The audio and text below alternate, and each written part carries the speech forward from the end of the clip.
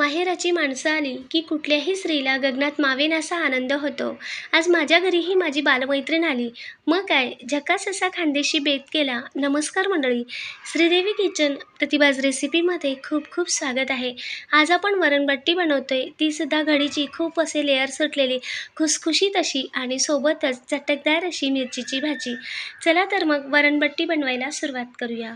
तर सर्वात आधी आपण वरणासाठीची तुरीची डाळ शिजवून घेऊयात. यासाठी इथे मी 1 वाटी एवढी तुरीची डाळ घेतली आहे.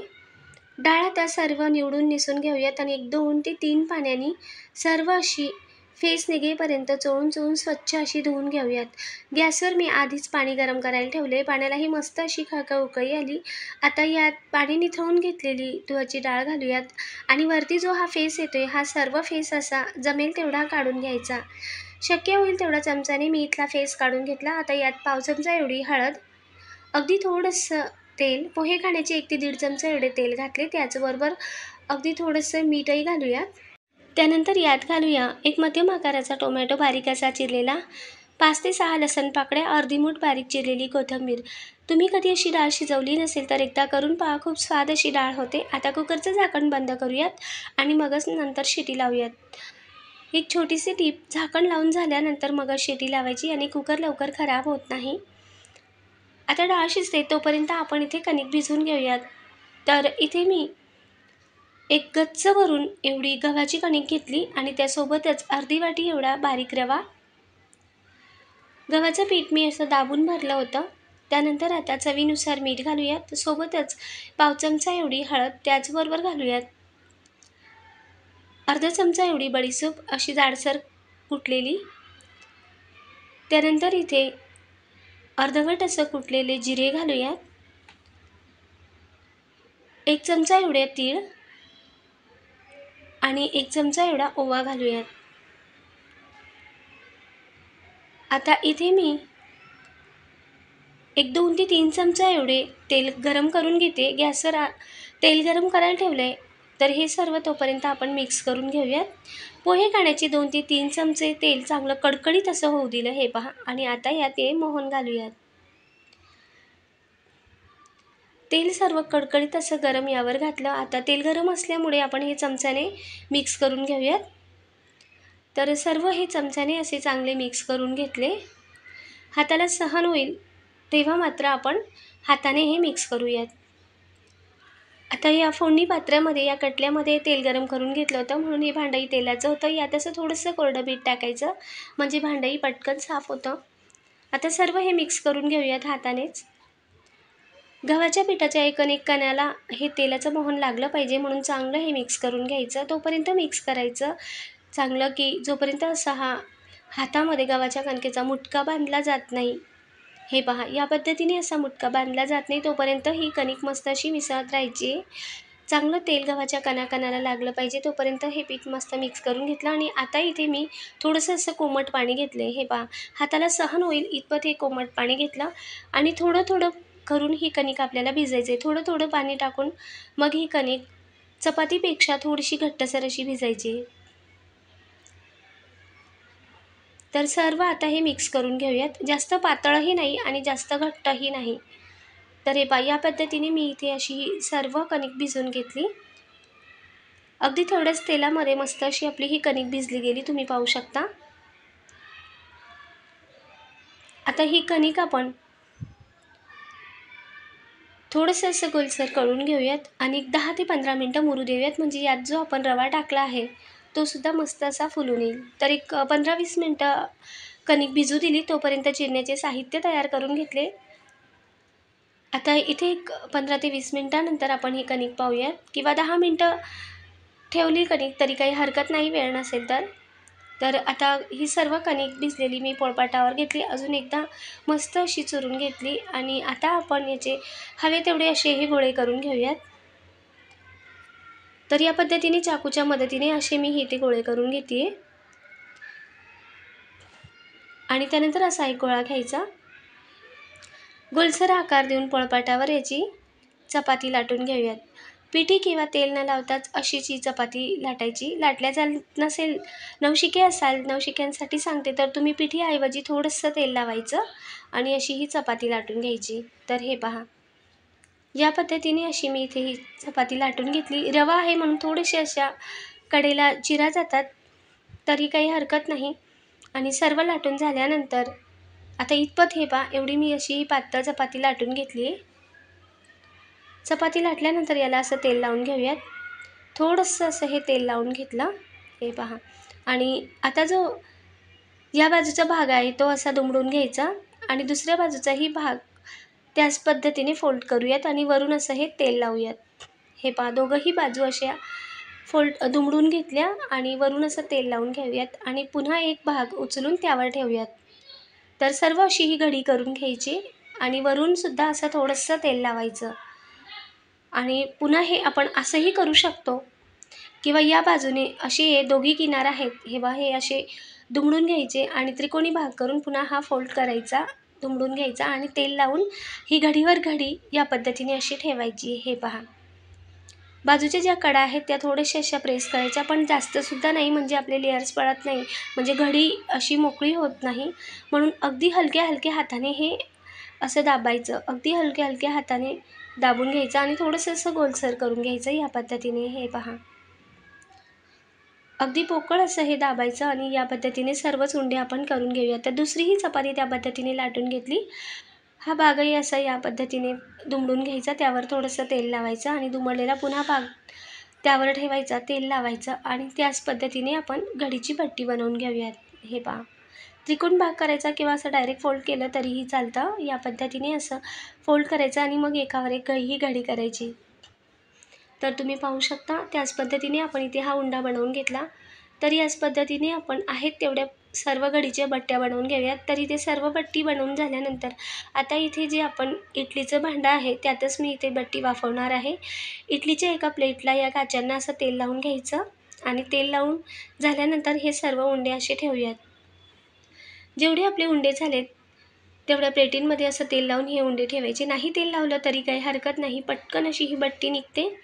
तर राहिलेले उंडेही खालच्या प्लेटवर ठेवून घेतले आणि आता झाकण बंद करूयात आणि बट्टी एक 10 ते 12 मिनटं मध्यम आचेवर शिजू देऊयात. बट्टी शिजते तोपर्यंत इकडे डाळही तपासून पाहूयात. तर कुकरच्या 4 शिट्या झाल्या होत्या. गॅस मी आधीच बंद केला. आता डाळ आपण घुसळून घेऊयात. तर तुम्ही पाहू शकता, डाळही मस्त अशी शिजली आहे. जे लसूण, कोथिंबीर, टोमॅटो घातले तेही चांगले रवीने घुसळून, जेवढं वरण हवं आहे तेवढं पाणी घालून चांगलं घुसळून घेतलं आणि आता वरणाला फोडणी देऊयात. तर 2 चमचे एवढे साजूक तूप घातले. तूप गरम झाल्यानंतर 1 चमचा एवढी मोहरी, 1 चमचा जिरे, एक 7-8 लसण पाकळ्या ठेचलेल्या, कढीपत्त्याची पानं, पाव चमचा एवढे हळद, 2 चिमूट हिंग घालून मस्त अशी चरचरीत फोडणी ही परतवून घेतली. आणि त्यानंतर आता या फोडणीमध्ये घालूयात आपण घुसळून घेतलेली डाळ. किंवा असंही हे बट्टीसोबत वरण बनवतात. नुसतं तुम्ही वरणात हवं तेवढं गरम पाणी घालून डाळ घुसळून घेऊ शकता, पण इथे फोडणीचं वरणही फार छान लागतं. आता डाळीला मस्त अशी खळखळीत उकळी येऊ देऊयात आणि उकळी आल्यावर चवीनुसार मीठ घालून 1-2 मिनटं मंद आचेवर डाळ उकळू देऊयात. दुसऱ्या बर्नरवर डाळ उकळते तोपर्यंत इकडे आपण बट्टी तपासून पाहूयात. एक 10 ते 12 मिनटं झाली होती. तर सुरीच्या मदतीने हे पहा, आपण बट्टी तपासून पाहिली तर क्लीन अशी सुरी निघाली, अजिबात सुरीला काही लागलं नाही. तर आता बट्टीही आपण काढून घेऊयात. तर हे पहा, इडली पात्राच्या खाच्याला अजिबात बट्टीचा एकही कण लागलेला नाही. मस्त अशी बट्टी शिजली आणि कुठेही काही लागलं नाही. दोघंही बाजूनी मस्त अशी बट्टी निघाली. आता बट्टी सर्व थंड होऊ द्यायची, मग नंतरच कट करायची. तर हे पहा, आता बट्टी आपण चिरून घेऊयात. तर एका बट्टीचे 4 ते 5 किंवा 5 ते 6 एवढे तुकडे करायचे. तर या पद्धतीने मी इथे ही बट्टी अशी चिरून घेते. तर आत्ताच तुम्ही पाहू शकता, मस्त असे याचे पदर सुटले आहेत. एकने घडी अशी मोकळी होते. याच पद्धतीने आपण दुसरीही बट्टी चिरून घेऊयात. तर इथे लहान मोठ्या आकाराचे तुम्ही एक 5 ते 6 ही बट्टीचे तुकडे करू शकतात. मी इथे एक 4 ते 5 एवढे तुकडे करते आहे. या पद्धतीने सर्व बट्टी आपण चिरून घेऊयात. तर तुम्ही पाहू शकता, मोकळी अशी बट्टीचे पदर सुटत आहेत. हे पहा, आत्ताच ही बट्टी अगदी सुटसुटीत अशी होती आहे. तेलात टाकल्यावर अजूनच मस्त खुसखुशीत अशी ही बट्टी होते. आता सर्व बट्टी चिरल्यानंतर मी कढईत तेल गरम करून घेतले. जास्त न कडकडीत तेल गरम करता अगदी असं थोडंसं गरम झालं की मग तेव्हा बट्टी सोडायची आणि त्यानंतर मध्यम आच करायची. म्हणजे बट्टीचे पदरही मग मस्त असे सुटतात आणि खुसखुशीत अशी ही बट्टी लागते. तर साधारणच तेल गरम झाल्यावर मग ही बट्टी सोडायची आणि त्यानंतर मध्यम आचेवर हळूहळू बट्टी जसजशी तळत येते तसतसे हिचे पदर मोकळे होतात. आपण जर कडकडीतच तेलात टाकलं तर खूप जास्त पदर सुटतात आणि मग बट्टी अशी विरघळते तेलात. तर मग हे पहा, या पद्धतीने मी अशी ही बट्टी तळून घेते. तुम्ही पाहू शकता मस्त असे पदर हिचे सुटले, तेवढीच खुसखुशीत अशी ही बट्टी होते. मस्त अशी सोनेरी रंगावर बट्टी आपण तळून घेऊयात आणि काढून घेऊयात. तर याच पद्धतीने आपण सर्व बट्टी इथे तळून घेतली आणि जे शिल्लक राहिलेलं तेल आहे त्यात आता मिरचीची भाजी करून घेऊया. तर इथे मी पुन्हा अर्धा चमचा एवढी मोहरी घातली, 1 चमचा जिरे मोहरी फुटल्यानंतर पाव चमचा एवढे हिंग घालून चांगली चरचरीत फोडणी झाली की त्यानंतर घालूयात आपण मिरची. तर इथे मी मिरचीची भाजी बनवते, त्यासाठी अशा या जाड मिरच्या धुवून पुसून घेतल्या आणि 1.5-2 इंचाच्या तुकड्यांमध्ये मिरची चिरून घेतली. 1.5-2 इंचाचा तुकडा करून त्यामध्येही वांग्यासारख्या 4 भागांमध्ये चिरून घेतली आहे आणि त्यानंतर वरून थोडंसं मीठ घातलं किंवा चवीनुसार मीठ आत्ताच घातलं तरी काही हरकत नाही.